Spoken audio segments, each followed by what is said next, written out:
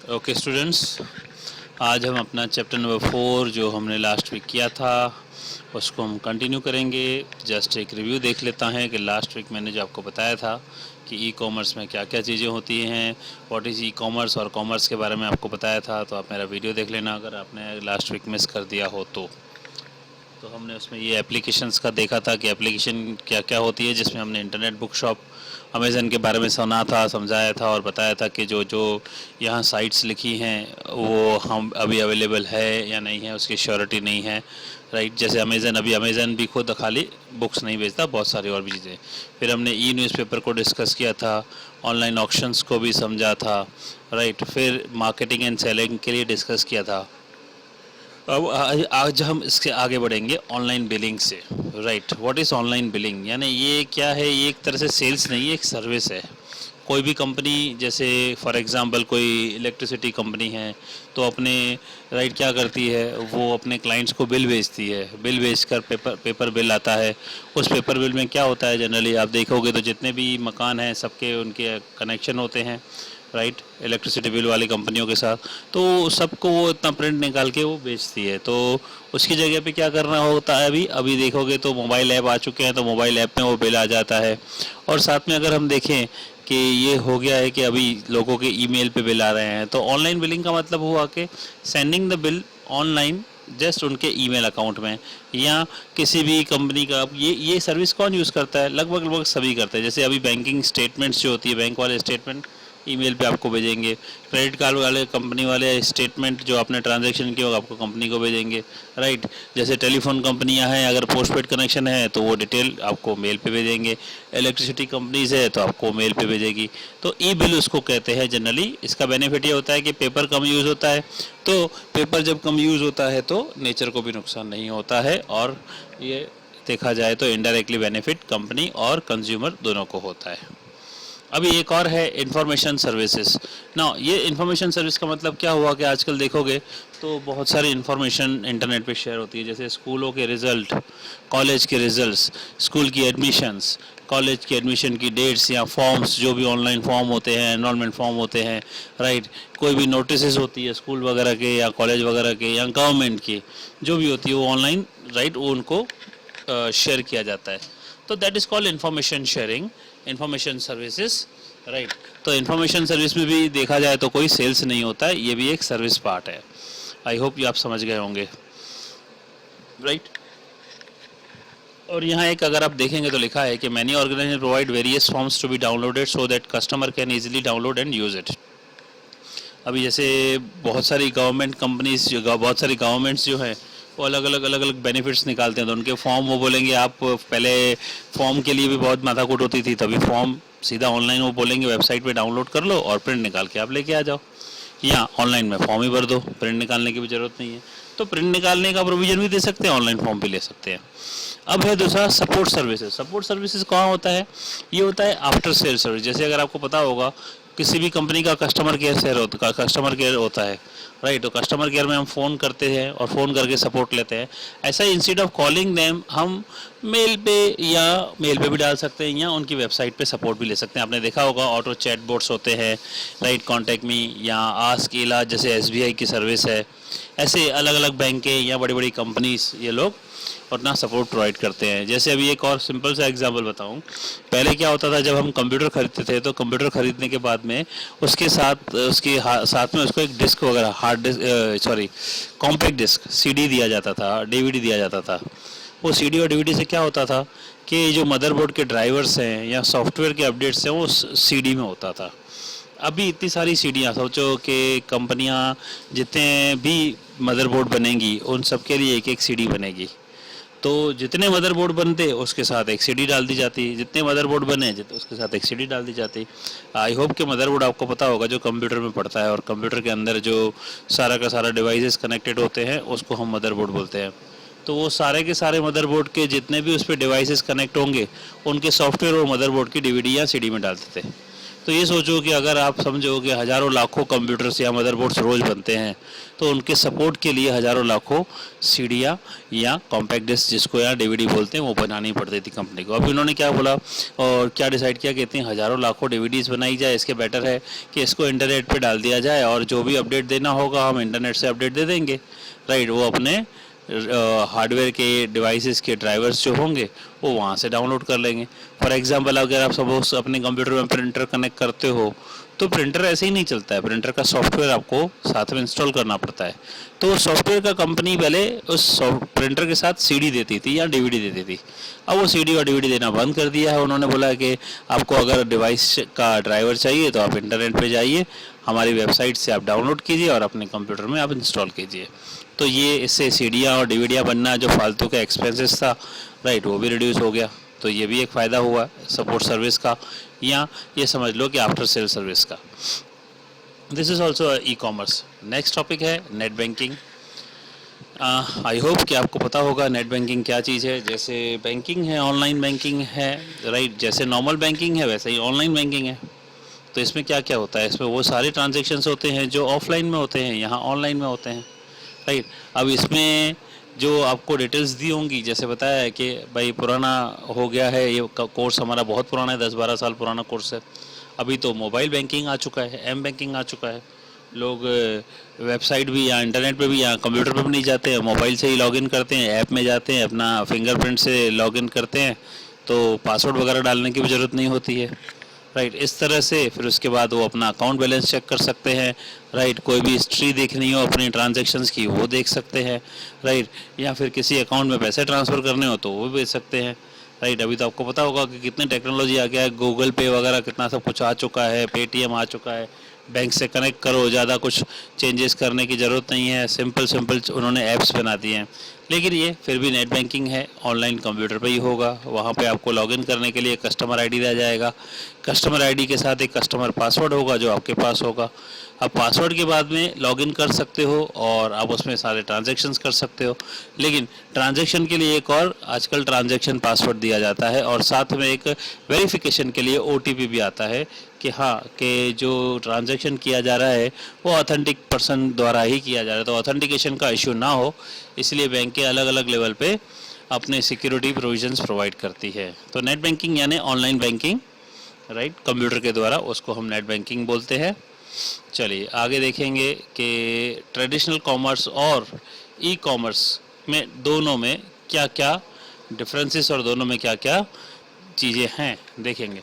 तो traditional commerce के क्या होता है, द ट्रेडिशनल कॉमर्स का मतलब वही है कि भाई जिसका एक ऑफिस होगा, फिजिकल ऑफिस होगा, कहीं ना कहीं लोकेटेड होगा, सिचुएटेड होगा, राइट। उसका एक तो ये हुआ ज्योग्राफिकल लोकेशन, यहाँ देखो लिमिटेड एरिया होगा।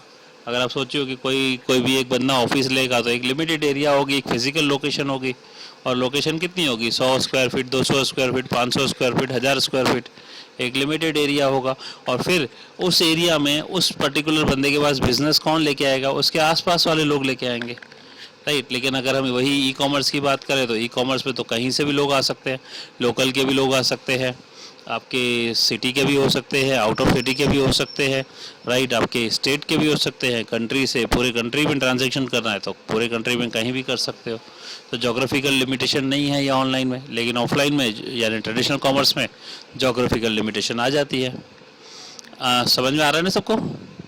अगर कोई डाउट हो तो प्लीज़ चैट में लिखिएगा, राइट, डेफिनेटली मैं उसका रिस्पॉन्ड भी करूँगा। चलिए देखिए इसमें और क्या है। यहाँ पे अब और क्या है ट्रेडिशनल कॉमर्स में, देखो अभी ये मैं फिर बता रहा हूँ, राइट। ये जो चीज़ बताई है बहुत पुरानी है, मैं पहले बार बार बता रहा हूँ क्योंकि ये टेक्स्ट बुक में जो हमारा कंटेंट दिया हुआ है काफ़ी पुराना वाला दिया है। देखो यहाँ एक वर्ड लिखा है, buyers will hesitate in buying perishable food items, expensive jewelry and high fashion clothes as they cannot be examined closely before purchase. In traditional commerce, the retail merchants with their years of experience create the retail merchants with their years of experience create the store design and helps to convince the customer to purchase a product, right. This element of product stores design and layout is called merchandising. ये traditional commerce की बात हो रही है। और साथ में ये कह रहा है कि यहाँ पे जो बायर्स है वो फूड आइटम्स या एक्सपेंसिव ज्वेलरीज या हाई फैशन क्लोथ जो है वो ऑनलाइन ख़रीदना अवॉइड करते हैं। लेकिन आजकल देखा जाए तो फूड आइटम्स भी ऑनलाइन हो रहे हैं, राइट, बिल्कुल हो रहे हैं। हाई फैशन क्लोथ्स भी बिक रहे हैं।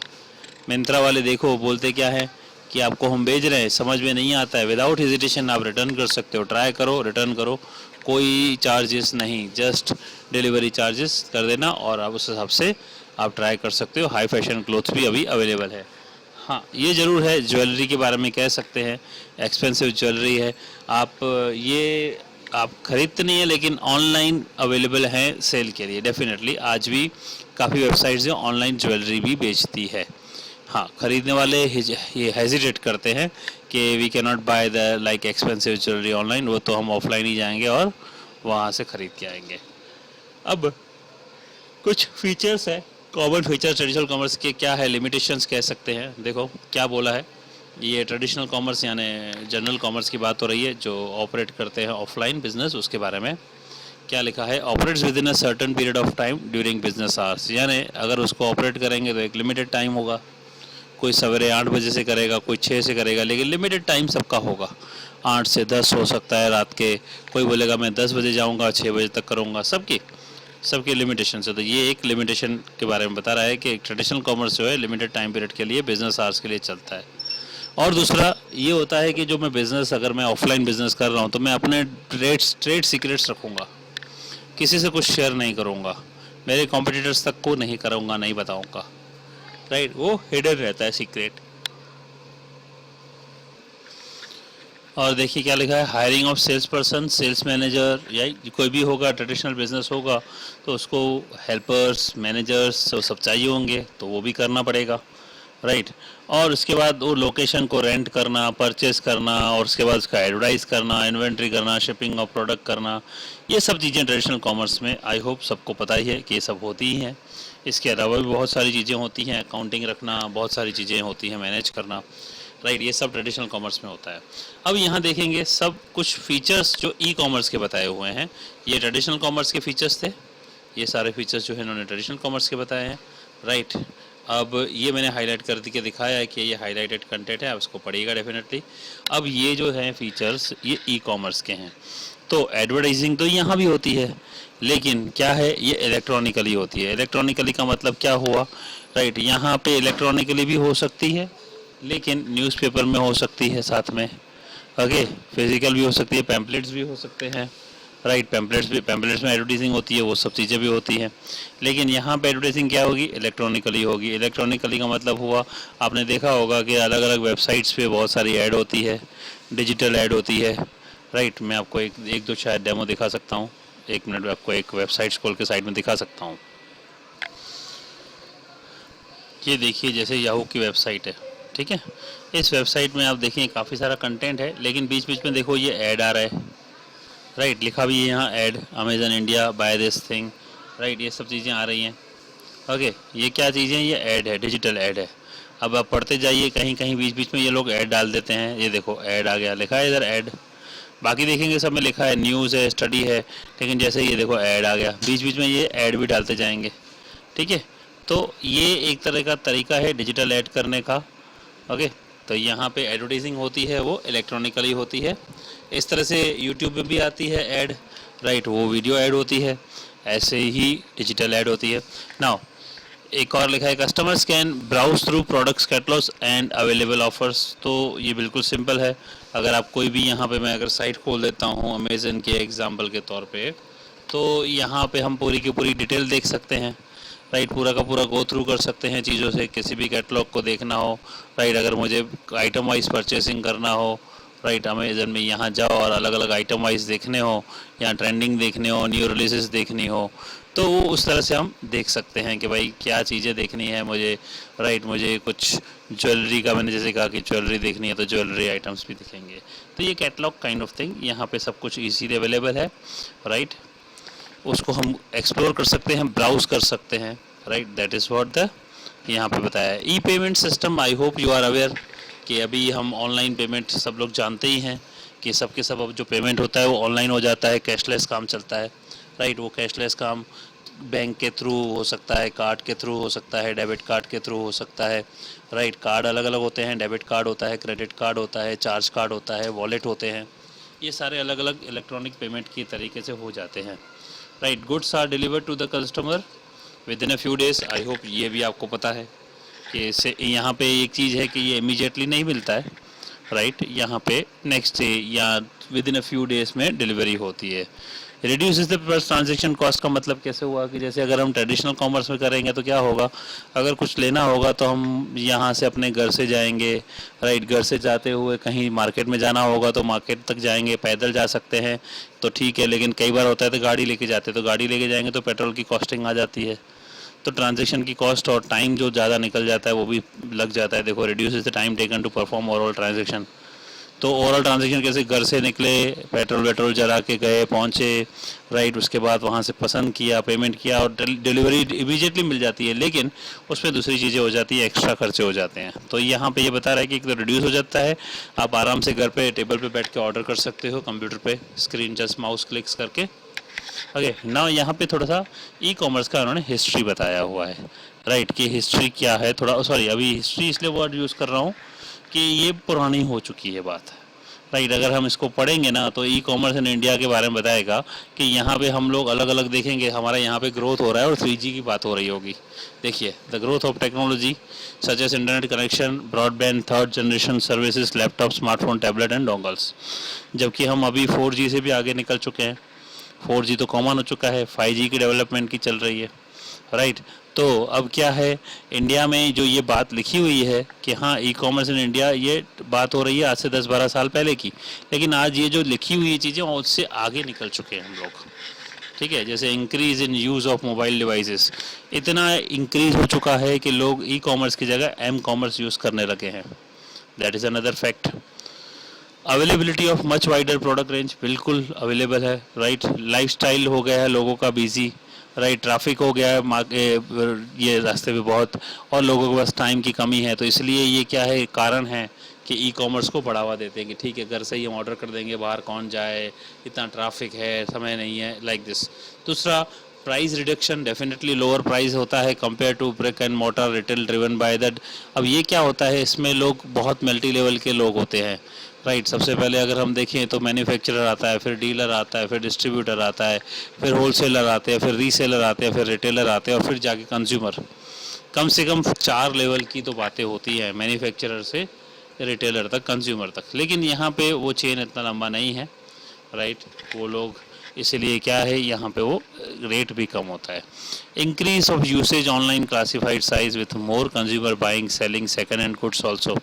यस, अभी आपने देखा होगा OLX जैसी चीज़ें भी बढ़ गई हैं, राइट। जैसे Cars 24 देख लो, OLX देख लो, ये क्या चीज़ें हैं, सेकंड हैंड गुड्स को परचेस करते हैं और फिर सेल करते हैं। Evolution of online market place model with site like eBay, Flipkart, Snapdeal and many more. अगर आप ध्यान से देखेंगे यहाँ पे ऐसी वेबसाइटों के नाम दिए जो शायद अभी आपने शायद सुने भी ना हो। जैसे eBay पुरानी साइट है, बहुत पुरानी साइट है, बहुत पहले बहुत फेमस साइट थी जहाँ पे सारा शॉपिंग होता था। और स्नैपडील अभी भी कुछ लोग जानते हैं, लेकिन फिर भी जितना ग्रो फ्लिपकार्ट ने किया है, राइट, उतना स्नैपडील नहीं कर पाया। eBay इंडिया में इतना स्ट्रॉन्ग नहीं है, लेकिन दूसरी कंट्रीज़ में बहुत ज़्यादा स्ट्रॉन्ग है। चलिए देखते हैं और क्या क्या चीज़ें हैं। दो the penetration of e commerce is slow in India, ये अभी इंफॉर्मेशन बहुत पुरानी और गलत है।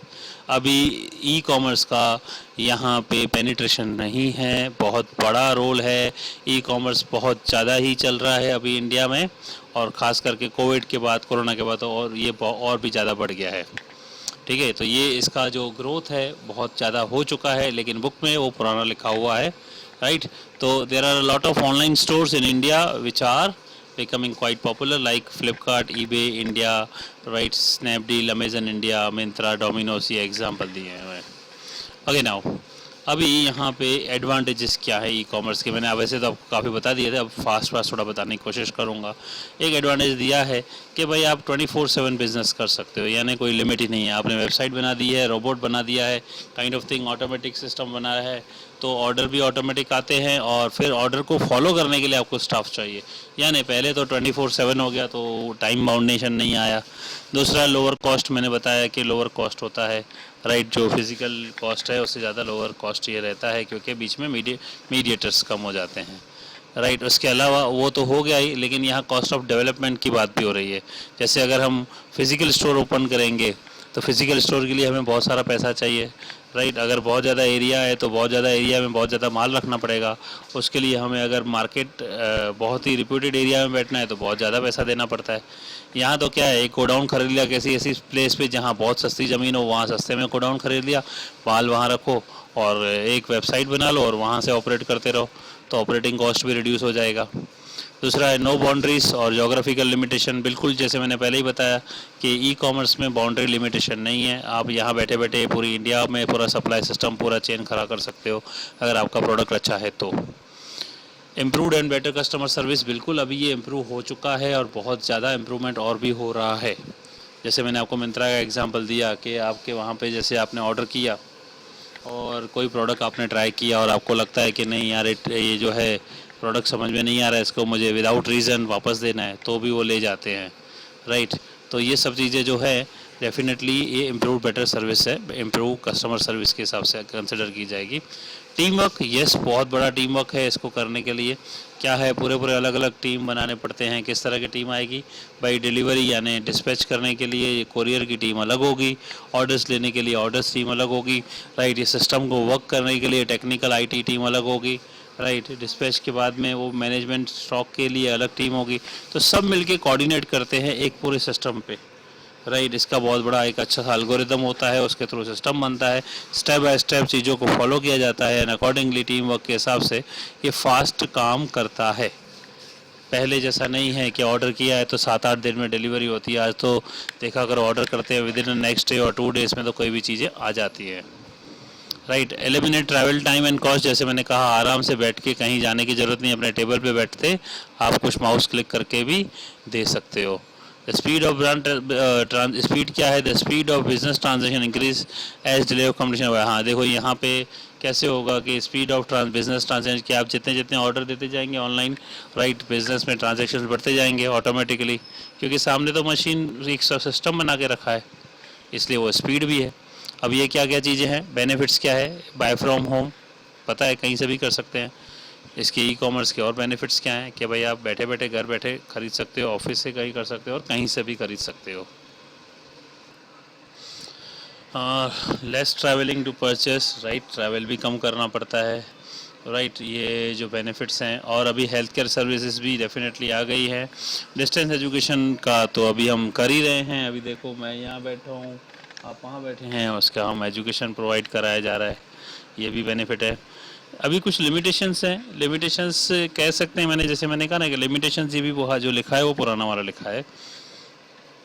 जैसे क्या लिखा है लिमिटेशन और डिसएडवांटेज में कि रेजिस्टेंस टू चेंज, कुछ पुराने ख्यालात वाले लोग हैं जो आज भी अपने आप को चेंज नहीं करते हैं, राइट। वो बहुत हेजिटेट करते हैं कि वो लोग क्या बोलेंगे, नहीं हम लोग ऐसा नहीं कर सकते, पेपरलेस फेसलेस बिजनेस ट्रांजेक्शन कैसे होता होगा, राइट, क्या कैसे पता चलेगा, फ्रॉड हो सकता है, काइंड ऑफ थिंग।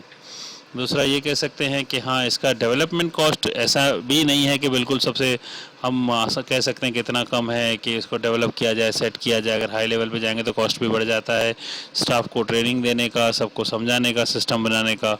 तो ये सब चीज़ें जो थोड़ी बहुत है लिमिटेशंस हैं, या कह सकते हैं थोड़ा सा हेजिटेट कराते हैं, जो कह सकते हैं कि हाँ हमारे कुछ एडवांटेजेस की कमी आ जाती है, इसलिए डिसएडवांटेज के सेक्शन में डाला गया है। हाँ, सबसे इम्पोर्टेंट पार्ट है सिक्योरिटी। तो सिक्योरिटी का तो मैटर रहता ही है। लोग सोचते हैं कि मैं अगर यहाँ पे अगर कुछ ऑनलाइन ऑर्डर कर रहा हूँ, मेरे क्रेडिट कार्ड की डिटेल कहीं गड़बड़ ना हो जाए, या नीचे अगला वाला प्राइवेसी मेरी शेयर ना हो जाए। जो टॉपिक है प्राइवेसी, वो भी सिक्योरिटी का ही कंसर्न है। कई बार ऐसा हो सकता है कि कहीं से गलती से कंपनी कुछ कहीं मेरे चीज़ों का गलत इस्तेमाल ना करे, मैं इन्फॉर्मेशन उनको शेयर करता हूँ, तो ये प्राइवेसी इशू भी उसी का होता है, ठीक है। तो हैकर्स का भी रहता है, राइट, उसमें कि क्या है कि लोग काफ़ी घबराते हैं कि कहीं मेरा डेटा हैक ना हो जाए, एक काइंड ऑफ थिंग। तो ये प्राइवेसी इशू और सिक्योरिटी इशू तो रहने वाला ही है। दूसरा लैक ऑफ ट्रस्ट का बात है, डेफिनेटली लैक ऑफ ट्रस्ट बीच में आपने सुना भी होगा कि कई बार ऐसा हुआ कि फ़्लिपकार्ट का मोबाइल फ़ोन का ऑर्डर दिया था, उनको मोबाइल फ़ोन की जगह एक सोप मिला था। आपको पता होगा, ये फ़्लिपकार्ट में ऐसा हो चुका है, राइट। तो ये भी कई बार ऐसा होता है कि ट्रस्ट नहीं किया जा सकता है, तो उसमें कई बार ये एक ड्रॉबैक्स काइंड ऑफ थिंग में आते हैं ई कॉमर्स के। हाँ, कई बार डिलीवरी का टाइम भी ज़्यादा लग जाता है, राइट। जैसे मैंने कहा कि डेफिनेटली डिलीवरी हम जो करते हैं वो सेम डे ट्रेडिशनल कॉमर्स में हाथों हाथ ले लेते हैं, लेकिन ई कॉमर्स में वो डिलीवरी डिले होती है, कई बार नेक्स्ट डे होती है, 2 दिन 3 दिन के हिसाब से होती है, राइट। और ये लिखा है perishable products like fruits vegetables. हालांकि अभी भी अब आज भी तो लोग ये भी सब ऑनलाइन ही ख़रीद रहे हैं, लेकिन इसको यहाँ पे बताया हुआ है कि ट्रेडिशनल कॉमर्स में आसानी से लोग खरीद के आते हैं, लेकिन ई कॉमर्स में इसको हेजिटेट करते हैं। जैसे मैंने कहा, ये बुक में इंफॉर्मेशन काफ़ी पुरानी है, तो इस हिसाब से ठीक है, मानते हैं, कंसिडर करते हैं। अब पेमेंट्स कैसे होती है ई कॉमर्स की, राइट। वो होती है क्रेडिट कार्ड फैसिलिटी। मेरे हिसाब से आपको पता ही है कि क्रेडिट कार्ड के थ्रू पेमेंट्स वगैरह होती है। तो उसमें क्या होता है, कई बार ऐसा होता है कि ट्रांजेक्शन्स ऑनलाइन होती हैं, तो इंटरनेट की कनेक्टिविटी के थ्रू ये रिस्क भी होता है कि कहीं ना कहीं हमारा ट्रांजैक्शन कहीं अटक ना जाए, राइट, कहीं फंस ना जाए। ये इशू, अभी इंटरनेट कनेक्टिविटी स्पीड तो है ही नहीं, अभी इशू नहीं है वो, ये पहले था। अब ई कॉमर्स के बिज़नेस मॉडल हैं। बिज़नेस मॉडल जैसे हम हमारे बिज़नेस मॉडल की बात करें, ट्रेडिशनल कॉमर्स में कैसे होते हैं कि भाई मैन्युफैक्चरर होता है, फिर डिस्ट्रीब्यूटर होता है, फिर डीलर होता है, फिर होलसेलर होता है, फिर रीसेलर होता है, रिटेलर होता है, उसके बाद कंज्यूमर को वो सारा प्रोडक्ट पहुंचता है। तो यहाँ भी बिज़नेस मॉडल है। बिज़नेस टू कंज्यूमर का मतलब कॉमनली डायरेक्टली जो रिटेल बिज़नेस है, सिंपली याद रखना B2C यानी बिज़नेस टू कंज्यूमर, इसका मतलब सीधा रिटेल बिज़नेस कि एक डायरेक्ट कंज्यूमर किसी बिजनेसमैन से या किसी दुकान से वो चीज़ें खरीद रहा है, और उसको यहाँ पे हम B2C के मॉडल में डालेंगे। जैसे फ्लिपकार्ट है, अमेज़न है, राइट। ये क्या करते हैं, ये सीधा सीधा कंज्यूमर को डिलीवर करते हैं। दूसरा है B2B मॉडल यानी बिज़नेस टू बिज़नेस मॉडल। यहाँ पे जैसे alibaba.com, आपको मैं एक डेमो दिखाता हूँ अलीबाबा का, लेट मी शो यू। देखिए, ये है alibaba.com। अब ये क्या चीज़ है, ये बिज़नेस टू बिज़नेस। अगर आप यहाँ देखेंगे ना, तो ये प्रोडक्ट देखिए, जैसे ये दिखाया है 76 रुपीज़ का, खाली कैसे हो सकता है, राइट। ये रैम दिखाया है 292 रुपीज़, राइट। अगर आप किसी को भी क्लिक करेंगे ना, जैसे इसको क्लिक किया कि ये 76 रुपीज़ का है, ये है, तो इसको हम ऑर्डर करें या देखें, इसको ऑर्डर करें, देखो 188, ये देखो इसमें लिखा है कि मिनिमम ऑर्डर क्वांटिटी 100 होनी चाहिए, इसमें 10 होनी चाहिए, इसमें 10 होनी चाहिए, 20 होनी चाहिए, ठीक है। तो मिनिमम ऑर्डर क्वांटिटी इसमें मेंशन की हुई होती है। लेकिन वही अगर हम बात करें फ्लिपकार्ट में या बात करें अमेज़न में, तो वहाँ एक एक होती है। तो B2B में क्या होता है, एक मिनिमम ऑर्डर क्वांटिटी बल्क में होती है। तो ऐसी साइट्स जो हैं बिजनेसमैन के लिए होती है, B2B परचेसिंग होती है, ओके। ऐसे ही C2C आपको पता है OLX है। जैसे OLX से अगर आपको कोई प्रोडक्ट बेचना है तो OLX साइट पे डाल सकते हो। क्विकर साइट है, क्विकर उस पर डाल सकते हो। Cars24 में कार्स बिकती है। ऐसे ही कंज्यूमर जिसको जो चीज़ बेचनी है वो कंज्यूमर को यानी दूसरे कंज्यूमर के लिए बेचता है। अब वो वेबसाइट वाले चाहे वो खुद खरीद के बेचे या वो उसको साइट पे लाइव करके दे दे कि भाई उसके बेहाफ में वो खरीदेगा, जो उसको वो दे देंगे। ऐसे ही कंज्यूमर टू बिजनेस है, ये रिवर्स बिजनेस है। रिवर्स बिजनेस में से होता है, यहाँ पे जनरली सर्विसेज होती है। लेट मी अगर डेमो देखे तो आपको उसका भी दिखाता हूँ, जस्ट ऑल वो भी दिखाता हूँ। ये देखिए, अपवर्क करके वेबसाइट है, यहाँ पे देख सकते हो। यहाँ find the talent your way, work with the largest network independent professionals and get this done from quick turn around from to big transformation. यहाँ पे आप जॉब भी कर सकते, जॉब के लिए भी लिख सकते हो, browse and buy any projects कर सकते हो, राइट। तो यहाँ पे क्या होता है कि जनरली यहाँ पे काफ़ी सारे लोग अपने अपनी रिक्वायरमेंट पोस्ट करते हैं, और काफ़ी सारे लोग उस रिक्वायरमेंट के सॉल्यूशंस पहले से ही बना के रखे होते हैं, उनको बेचते हैं। तो लोग अपनी रिक्वायरमेंट पोस्ट करते हैं। सपोज़ किसी को सॉफ्टवेयर बनाना है, तो सॉफ्टवेयर बनवाने के लिए वो अपनी रिक्वायरमेंट पोस्ट करेगा, और किसी ने सॉफ्टवेयर डेवलपर ने उसको डेवलप करके रखा है, वो उसको बेचेगा। तो कंज्यूमर बिजनेस रिवर्स कैलकुलेशन होती है, यहाँ पे उनके लिए होता है। तो ये सारा दिया हुआ है, बिजनेस टू कंज्यूमर क्या है, राइट। जो मैंने एक्सप्लेन किया वही है। जैसे फ्लिपकार्ट का एग्जांपल है कि एक कंज्यूमर है, वो एक सिंगल क्वांटिटी भी ऑर्डर कर सकता है, राइट।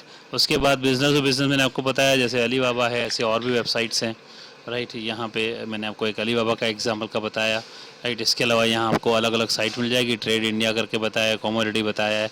C2C मैंने जैसे बताया OLX है, क्विकर है, राइट। C2B भी मैंने आपको बताया, राइट। इसके अलावा यहाँ पे बिटस्टॉल, जीतले, ये एक एग्जांपल दिए हैं जो शायद अभी एग्जिस्ट करते भी हों कि नहीं। नाउ इसके बाद में यहाँ पे कुछ आए हैं और मॉडल, बिजनेस मॉडल हैं जो गवर्नमेंट के हैं। तो गवर्नमेंट के क्या हैं? Government to business model. Government जो बिजनेस वालों को सर्विस देती है, गवर्नमेंट जो सिटीजन्स को देती है उसको G2C, और गवर्नमेंट टू गवर्नमेंट जो दो गवर्नमेंट की अथॉरिटीज़ हैं वो आपस में जो ट्रांजेक्शन्स करेंगी उसका जो बिजनेस मॉडल है वो G2G होता है। तो ये MCQs के लिए आप फुल फॉर्म याद रख लीजिएगा। G2B यानी government to business, government to citizen and government to government रहता है। तो गवर्नमेंट टू बिजनेस क्या होता है? जैसे कि एग्जांपल के तौर पे अभी income tax India, income tax India क्या है? पहले इनकम टैक्स के लिए बहुत लंबी चौड़ी लाइन लगती थी, बहुत ज़्यादा टाइम देना पड़ता था, राइट। उसके अलावा हमें वो इनकम टैक्स फाइल करने के लिए बहुत ज़्यादा पेपर वर्क करना पड़ता था। अभी कुछ नहीं हो गया, आप सीधा सीधा सिंपली क्लिक करते हैं, राइट। काफ़ी सारा इन्फॉर्मेशन ऑनलाइन होता है, भर देते हैं और ऑनलाइन ही इनकम टैक्स हर बिजनेसमैन अपना रिटर्न कर देता है। ऐसे ही आपने देखा होगा GST रिटर्न करना होता है, right. Every monthly GST return करना होता है। इनकम टैक्स साल में एक बार होता है। इसी तरह से GST हर महीने होता है, तो वो हर महीने का जो रिटर्न होता है वो ऑनलाइन ही होता है। तो वो गवर्नमेंट किसके लिए? बिजनेस वालों के लिए प्रोवाइड करती है। ऐसे ही गवर्नमेंट जो है अपनी ई-गवर्नेंस सर्विस कैसे देती है? Government to citizen. तो गवर्नमेंट टू सिटीजन, यहाँ पे जो गवर्नमेंट अपने सिटीजन्स को सर्विस दे रही है उसको हम G2C बोलते हैं।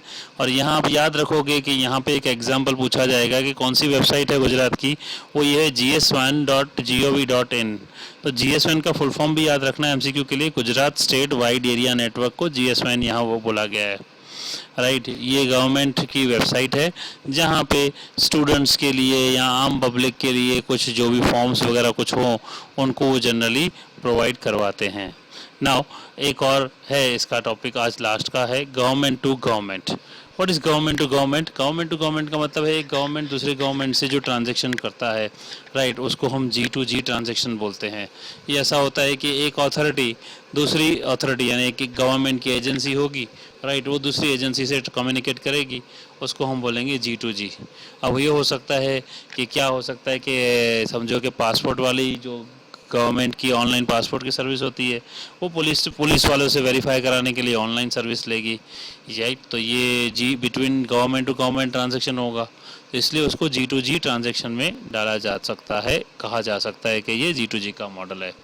तो मैंने अपनी ओर से यहाँ पे आज अपना लास्ट टॉपिक भी ये ख़त्म किया है। तो हमारा ये चैप्टर जो है, राइट, ई-कॉमर्स का इंट्रोडक्शन था वो ख़त्म हुआ है। इसके क्वेश्चन के आंसर्स आप देख सकते हो, मैंने हाईलाइट किए हुए हैं। ये आप बुक को डाउनलोड भी कर सकते हो और ये वीडियो मैं अपनी वेबसाइट पे डाल दूँगा, जैसे मैंने आपको बताया था। मेरी वेबसाइट आपको पता ही है, यहाँ चले जाइए। एक तो गूगल पे आप लिखेंगे नरेंद्र एलियानी, राइट, ये तो अगर आप लिखेंगे तो मेरा चैनल यूट्यूब का भी मिल जाएगा और मेरा ब्लॉग भी मिल जाएगा कि मेरा ब्लॉग स्पॉट क्या है। तो ये नरेंद्र एलियानी का ब्लॉग स्पॉट भी आ जाएगा और साथ साथ में यूट्यूब चैनल भी आ जाएगा। ये ब्लॉग स्पॉट लिख देंगे तो ये ब्लॉग आ जाएगा। ऐसे ही यूट्यूब पे लिखेंगे, यूट्यूब में जाएंगे और स्लैश करके यूज़र ऑब्लिक नरेंद्र एलियानी लिखेंगे तो आपको मेरा चैनल भी मिल जाएगा यूट्यूब का। यहाँ पे आप देख सकते हो, यहाँ ऑनलाइन टेस्ट वगैरह भी रखा है, यहाँ पूरा GSE भी रखा हुआ है। अगर आप देखेंगे ऑनलाइन GSE टेस्ट का रखा हुआ है, चैप्टर वाइज टेस्ट भी है। और अगर आप यहाँ GSE सर्च करेंगे तो GSE सर्च करोगे तो जो मैंने हाईलाइटेड नोट से मैं पढ़ा रहा हूँ वो आपको वहाँ डाउनलोड करके भी मिल जाएंगे। काफ़ी सारे GSE के मिल जाएंगे चीज़ें, राइट। और ये देखेंगे तो चैनल में काफ़ी सारा आपको मिल जाएंगे, ये वीडियोस मिल जाएंगी, प्लेलिस्ट मिल जाएगी।